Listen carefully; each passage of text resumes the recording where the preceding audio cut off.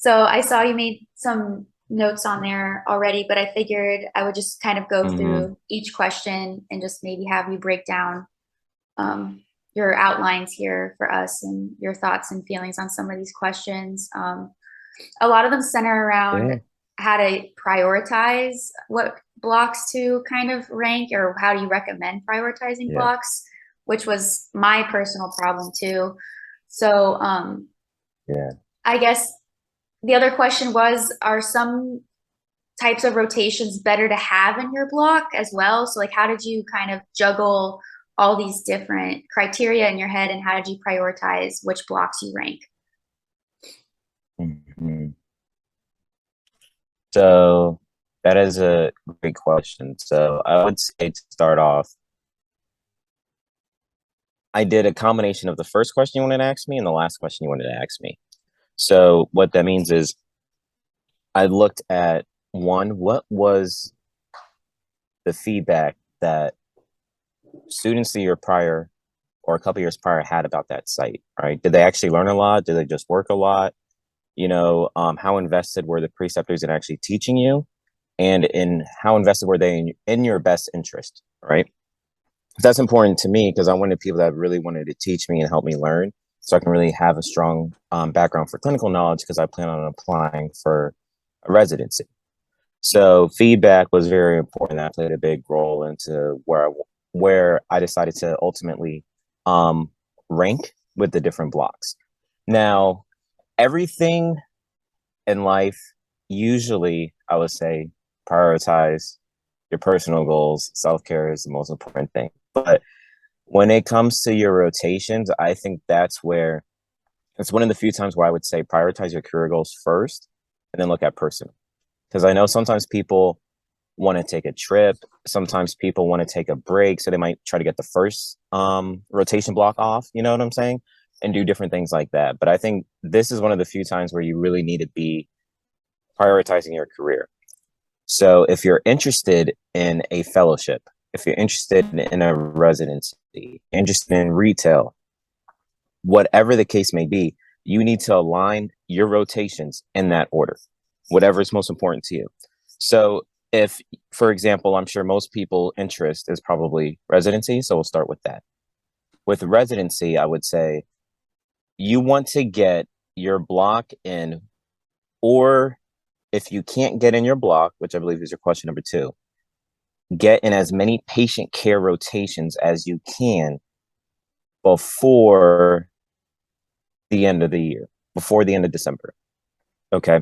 Um, do you have on record which number that is? I don't remember if it's the fourth block or not. I can check real quick, The but fourth rotation. yeah, I think it's either 4 or 5, like you were saying. I can double check right now. 6, 7. I want to say it's fourth. 5, 6, and 7. Because I think you have 3, 5, 6, and 7. 5 is I think it's ending the fourth on one. the 8th of December. The fifth rotation 5. ends. Okay. Yeah. Yeah. So before the fifth rotation, you want to get as much in because if you're applying for residencies, those applications are due most likely the first week of January. Yes. So you want to make sure you have at least 2 to 3 letters of recommendations by someone who can attest to your clinical knowledge. Otherwise, sorry to say this, but your letter of recs is kind of pointless. Like, yes, they're going to want one from academia. That shows that you're a good student, but a good student doesn't mean you're a good resident. So that's kind of irrelevant. What really matters is how receptive are you to learning? How do you learn? How do you respond to adversity when you have those challenges? Were you able to handle the topic discussions and the different workloads that the preceptor had as a requirement for you, right? So the more patient care electives you can get, the better before rotation 5, um, is what I would say. And even rotation 5, that could be kind of tough because let's say rotation 5 is a patient care elective. You only have, what, 2 weeks, 3 weeks for them to write in that letter of rec for you. And guess what? Rotation 5 ends in December. Guess what your preceptor is going to do? Go on vacation and spend time with their family for Christmas, for New Year's, right? So Mhm. they might have a limited amount of time. They probably already have former students that ask them, to write a strong letter of recommendation. And that's another important thing that I want to touch on, just like 5 tips that I'll give you towards the end, um, is getting those letter of recommendations in early and on time.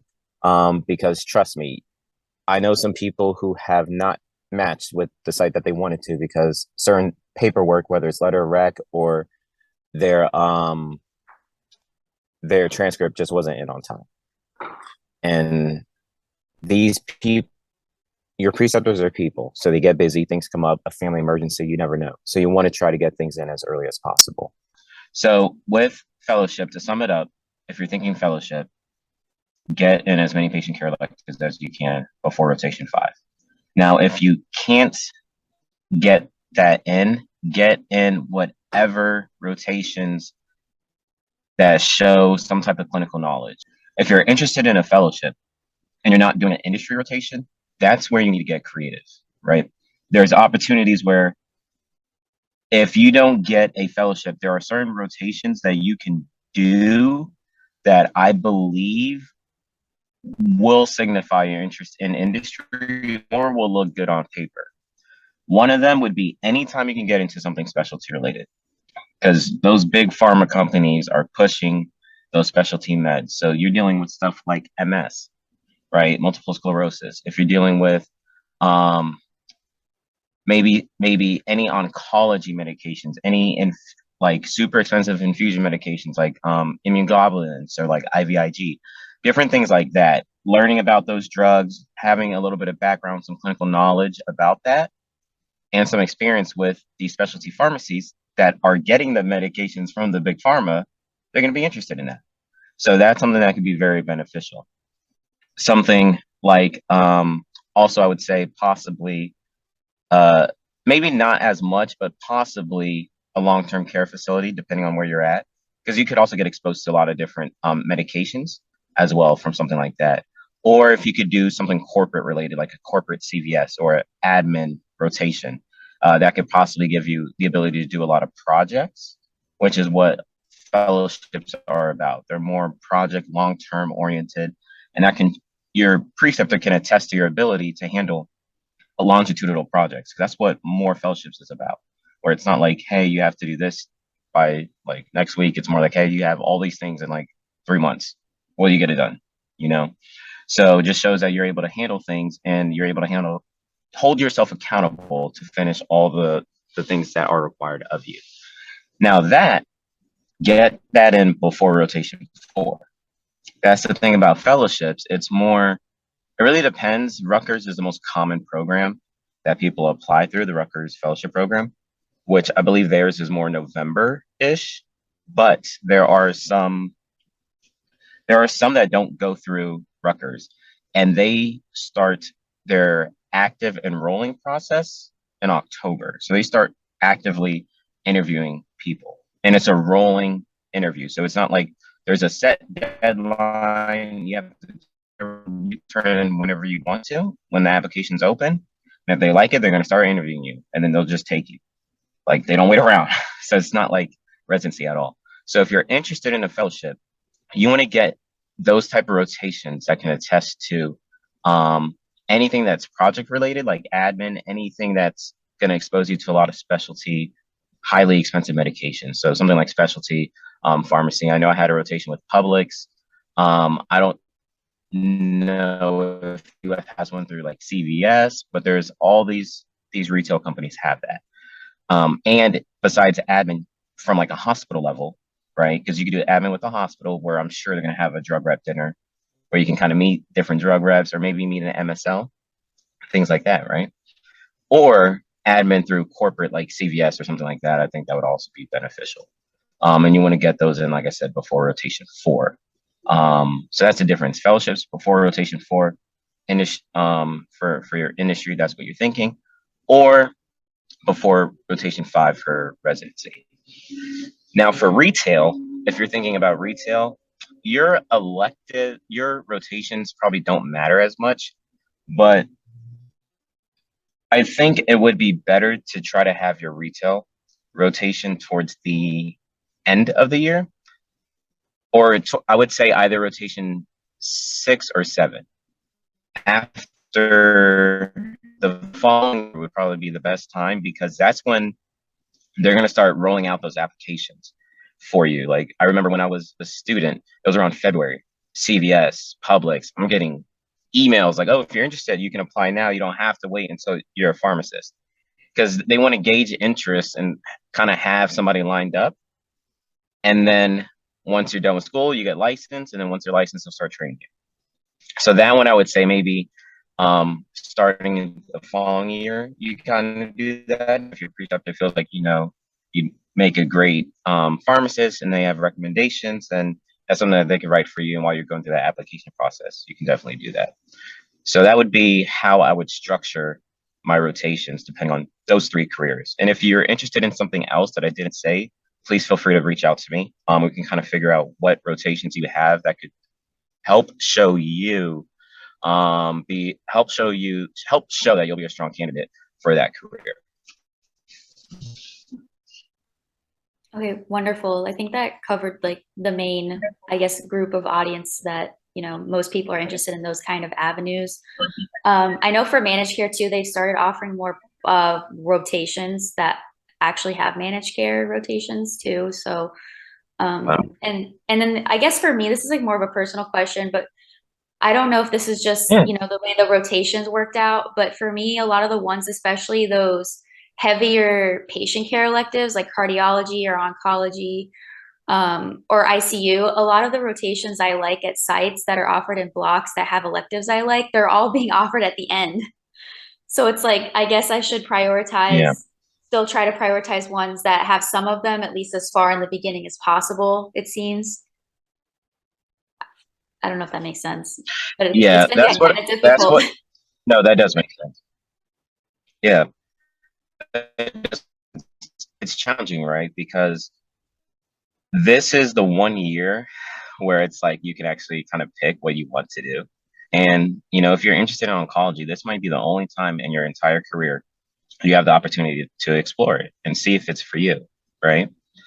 And it's tough because do I wait till the end of the year to do this, but then I may not be able to get anything that's patient care related to help me get a residency, you know? It's tough. It's really tough to call. And that's one of those where you got to write down your pros and cons. But since you're asking my opinion, what I would advise is to go ahead and get patient care electives or get electives that are patient care related only. Because if you have your block for like 5, 6, and 7, then it's guaranteed you're going to have your electives before, right? So you just have to make sure those electives are patient care because it doesn't have to be cardiology. It doesn't have to be oncology. Like those are more of the intensive type of rotations. It's like as long as they can attest to your clinical knowledge, that's all you need. Clinical knowledge and work ethic. So even if you just have one letter of rec that's from a rotation from a clinical preceptor and then like one from community that can attest to your work ethic, like I think you'll be fine. But you really need one that can attest to your clinical knowledge because from colleagues I've spoken to and just connections that I have, they want more sound residents, so more clinically sound residents. So it's more of you're kind of rolling into the workflow, and then we can add on new things to you instead of kind of teaching you, kind of molding you from zero. Does that make sense? So they want more of a strong clinical background. So it's less of baby things we have to teach you and more like the very important things that we want to teach you. Instead of making sure you have a strong foundation, we want to make sure you already come in with that.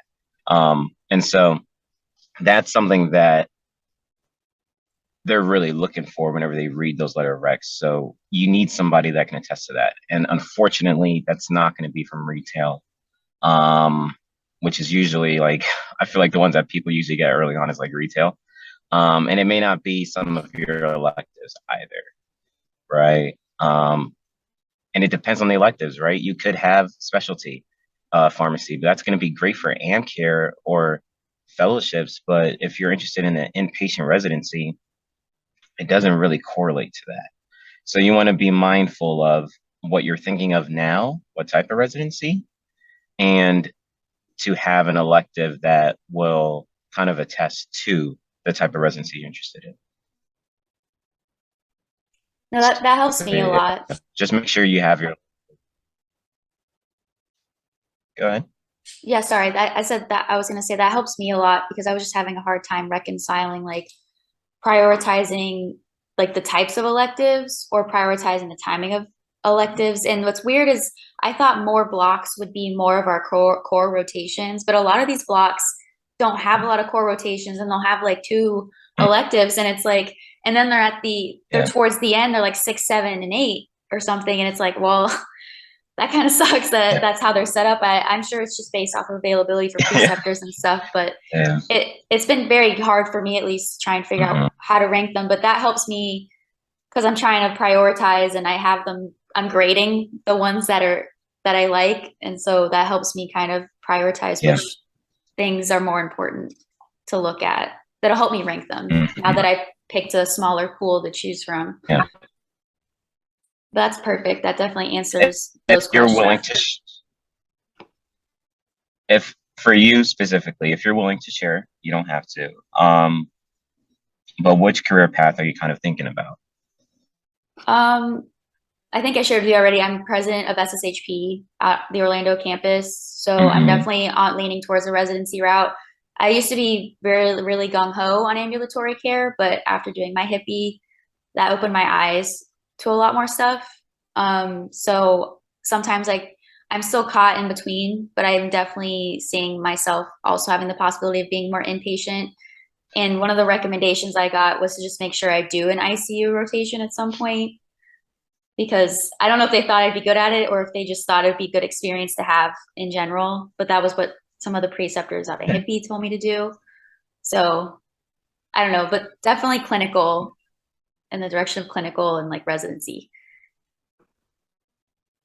Okay.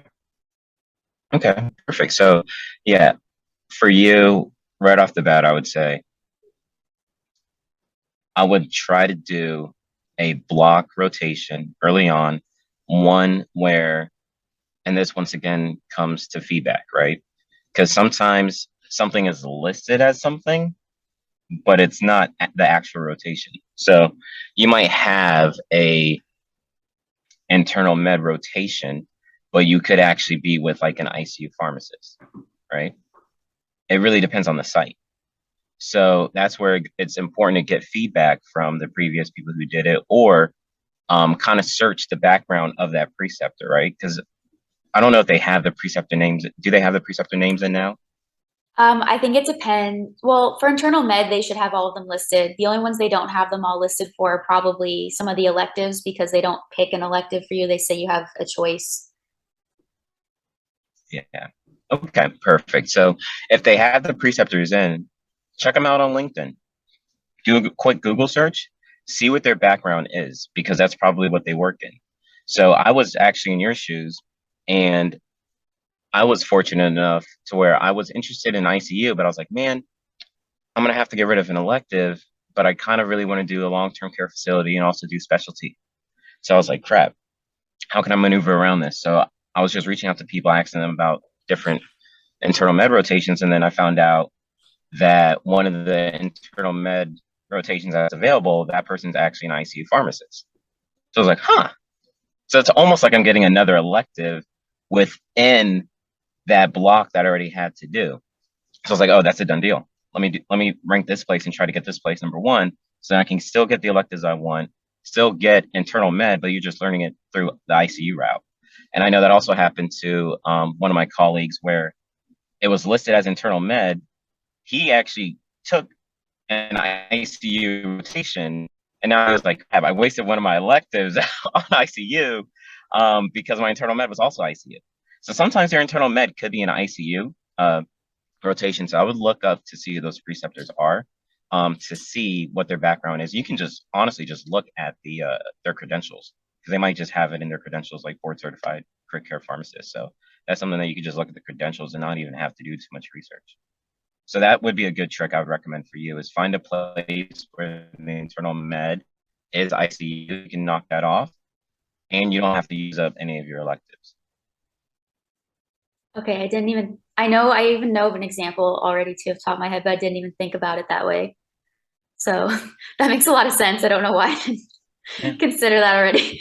Thank you. Yeah, yeah, yeah. Um, Consider it. Yeah. yes. You're welcome. Okay. Thank you. You're welcome. And then this question isn't asked this way, but I like one of your answers underneath it. But so I'm going to kind of ask it in a different way. Um, in terms of different block sizes, is it better? Do you think it's better to have a larger block size, or would you recommend a smaller block size, like 3 rotations? Does it depend? Like, what's your thoughts on that?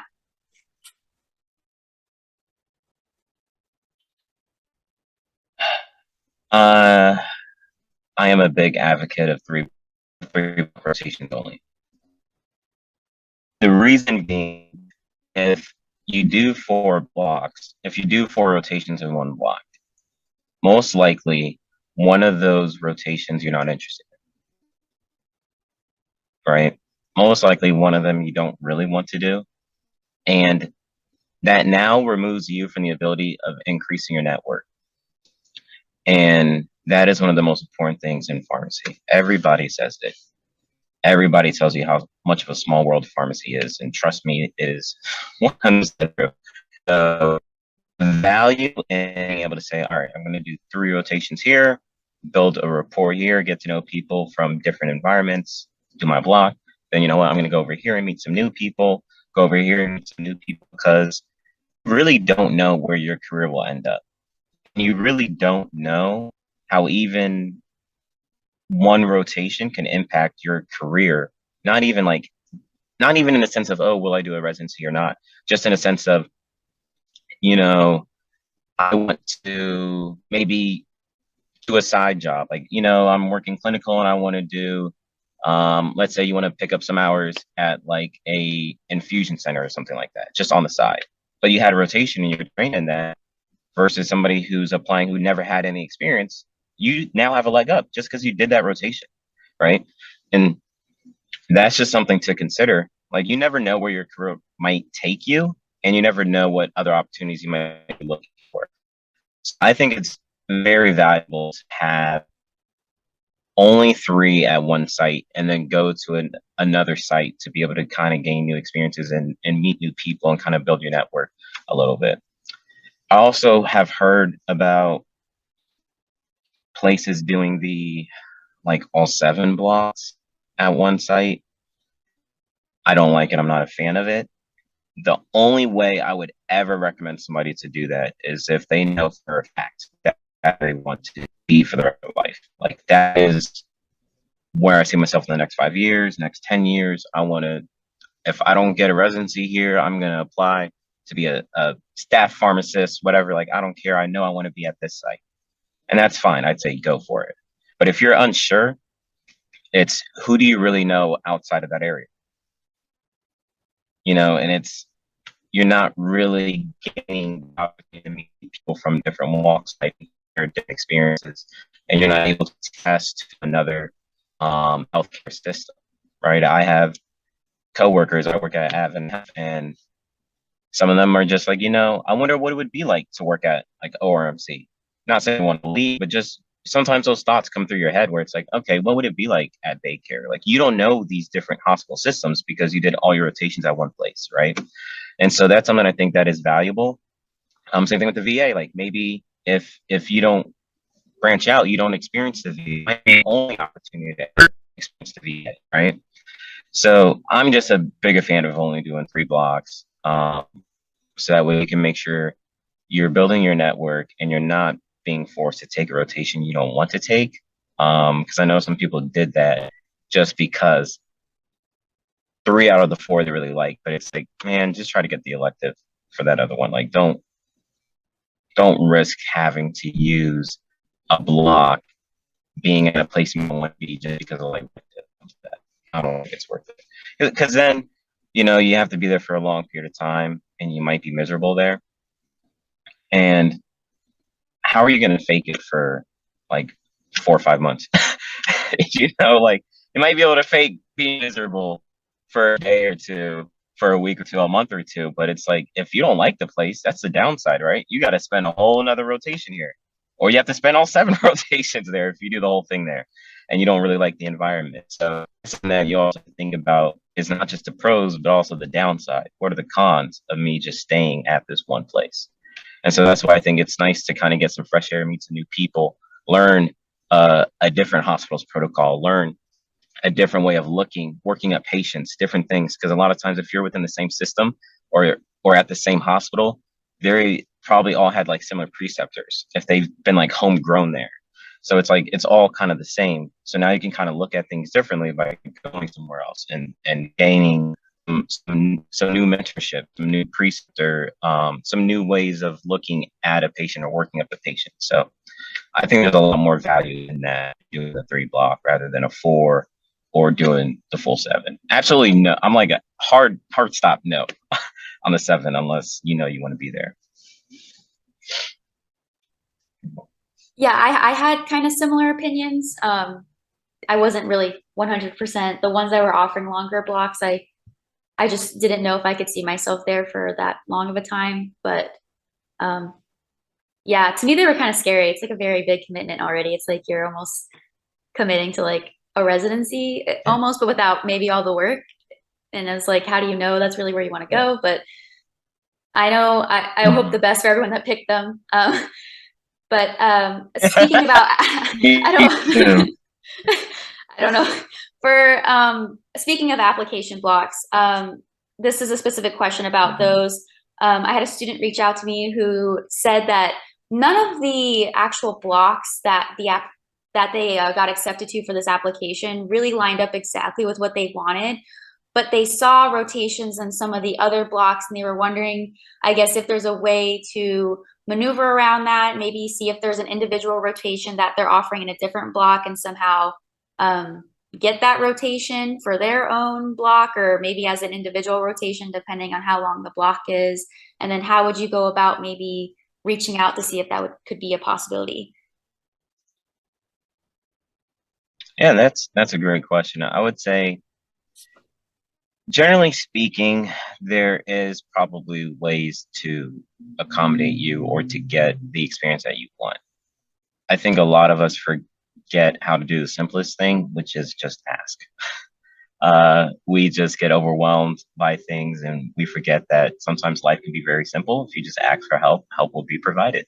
So I know UF has an incredible team of coordinators. I forget their exact title of help setting up blocks and rotations. So I'd highly recommend reaching out to one of them.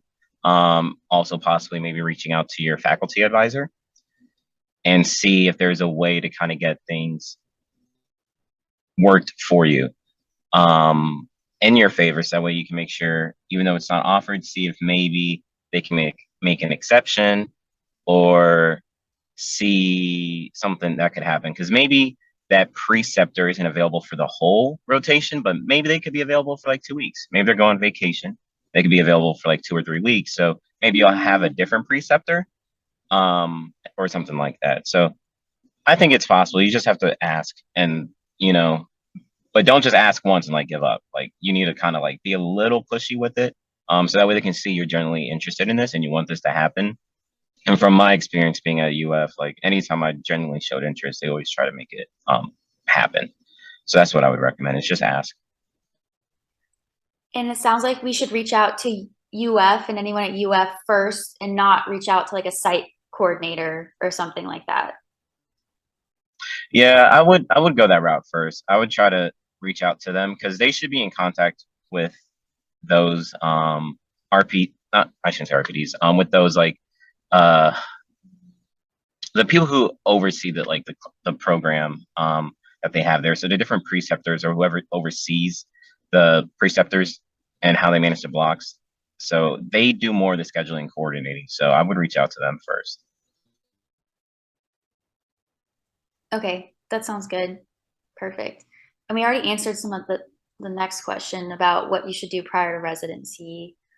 Let's see. Yeah.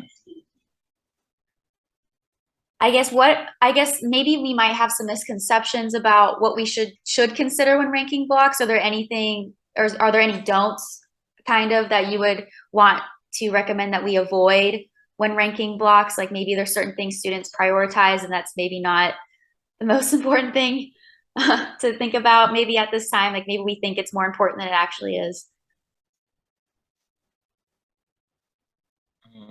Yeah, I think I kind of touched upon it earlier. I think the biggest misconception would be just getting the rotations, getting the block that you want, because you can get the block that you want, but for what reason do you really want those blocks, right? Usually it's because you want to do a residency or you want to do a fellowship, you want to work in those respective fields. So you need to get those blocks in, or those electives in before you have to apply. So I think the biggest misconception for some people were, all right, I'm going to try to do all my clinical ones. Like this is the block that it has all the clinical ones that I want, but it's like 5, 6, and 7. It's like, how beneficial is that for residency applications, right? So I think that's the biggest misconception, is just trying to get any block instead of being strategic with it. Because this is your opportunity to start going from a thinking as a student to thinking more as a professional. And you want to be strategic with not only in this, but the same thing if you do a fellowship or residency, and like the rotations that you pick. You want to be strategic and thinking about, all right, is there opportunity for growth at this healthcare institution? Is there an opportunity for a future job, or will I have to leave? Do I want to stay here? Then you need to think, do they have those opportunities for growth? So this is now the time going into your starting in your third year and starting ranking, is to kind of build that professional development and be forward thinking about what is best for my career. And that's why I say try to really focus on your career goals rather than just selecting a block just to select it because they have what you want. And that's not to say you can't match. I know people who match with like their top choice and they didn't do all their like their blocks beforehand. But what did they do? They had patient care electives. So that's how they were able to get in. So that's why it's like, if you have the block that you really want, do it, but just make sure all the electives that you're picking are patient care. So that way that you can still have someone attest to your clinical knowledge. That's the key. And then anything else? Let me think. Misconceptions. I would think that's a big one. We already talked about the blocks. Oh, I would say this. I think a lot of people misuse the time off, their block off. So that's another thing to be strategic about, would be, when should I have my block off, right? Most people I knew had the first block off, which I think is a complete waste, because you're going from being a student full time to just doing nothing and then going right back into the grind. So to me, I personally enjoyed having my last block off. I think that's the best route, because then if you're thinking of residency or fellowship, you have a break before you go into that, right? So you'll have like maybe like 2 or 3 weeks after graduation of a break, and you also have the 6 weeks that you had before. So that whole time you could be studying for the NAPLEX, preparing for the MPJE. And then when it comes time to sign up, you sign up and you go knock it out and you're done. And you don't have to worry about it during your residency or your fellowship. So that's something else I think it is important to kind of be strategic about when you have that free block. I think another time where it's very valuable is block 7, block 7. Because if you're thinking fellowship, block 7, that should be like February to March, which is when you'll have a lot of interviews. So if you're fortunate enough to have a lot of interviews, that means you're gonna have to ask for a lot of time off. So that might be tough to make up that time with that preceptor during that rotation. So that's something where you would probably want to get that block off. And trust me, I'm somebody who works a lot and works hard. And it's tough going from a whole bunch of interviews and also handling rotation. Like, you're going to need some time to decompress. And I want to make sure you guys do that. So that's what I would recommend if you're thinking you're going to do a residency. If you're confident in yourself, you believe you're going to have a lot of interviews, that might be another good time to have some time off. Is I'm pretty sure it's block 7 is like March 1. And if you're thinking fellowships, that's where I would say more the block 4 or 5, because that's when you're going to have your interviews. So 4 or 5, you probably want to have the time off so you can get the applications in, and you can go through that whole process. Another thing actually too for residencies, you could do block 5 too, because that'll give you time to work on the letter of intents and all the different things that you have to do. So you can get that time off too, so that way you can actually enjoy your Christmas break and not be like me, working on your letter of intents, for all the different places that you're applying to. So that's something you can also do. So I would say residency, if you're thinking residency, either the last block 7, or block 5, I would try to get off. And then fellowships, more block 4 or 5 would probably be best for you. And if you're thinking other career routes, I don't think it really matters. It's up to you. I just don't think like the first block is like the best time to take off, unless you really feel like you need a break. But I don't know. I felt like if I would have had that early, it would have been so much harder to going back to like working all the time. Like it felt really nice to have it towards the end, because it's like I just went through everything and it's like I'm done. And it's like I'm done before graduation happened. It's like I just got to study for the athletics, the MPJE, and as soon as it was time to roll out, just take the exams and move forward from there. Yeah, I feel like And that would be best too if you're thinking of work. That would probably be best. Like if you're doing retail, something that you're just going to start working immediately, probably having the last block off, because then you could just study and take trips. That's true. That's true. I'm kind of the same way. I feel like once I stop, it's hard to get back on the horse kind of thing. Whereas I could see how having a break at the end would Yeah. just, you're finally done. You really actually get to do something probably fun and really get to enjoy it a little bit because you actually are done with Yeah. everything for the most part and studying for the NAFLIX and the MPJ. Exactly. But I think we kind of went through all the questions. We kind of did a little abstract kind of way of going through all the questions, but I think we addressed everything that got sent in. If anyone has any additional questions before we have to finish ranking blocks, what's the best way that they could reach you at? Find me on LinkedIn.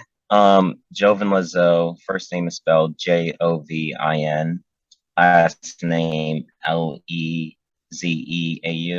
Please don't call me Dr. Lezeau. I'm still not used to that. You can just call me Jovin. That might be the quickest way. You could also add me on Facebook, but I don't go on Facebook that much. But if you don't have LinkedIn and you're on Facebook, you can definitely do that. If you do not have LinkedIn or Facebook, this is where we go to email. So just email me at jc and then my last name at gmail.com. So jclezeau at gmail.com. So find me on LinkedIn. LinkedIn would probably be the best choice. Email, I would say second, and then third would be Facebook, because I don't check it too often. But feel free, or please feel comfortable to reach out to me in any of those avenues. If you're still uncomfortable to reach out to me, that's perfectly fine. Just, I guess, ask Danielle and she can message me, and then we'll figure this out. Yeah, that works great. Okay, well, thank you so much for going through all these questions and like taking the time to do this, especially after you worked all day. Like, it means a lot, and I personally really appreciate it.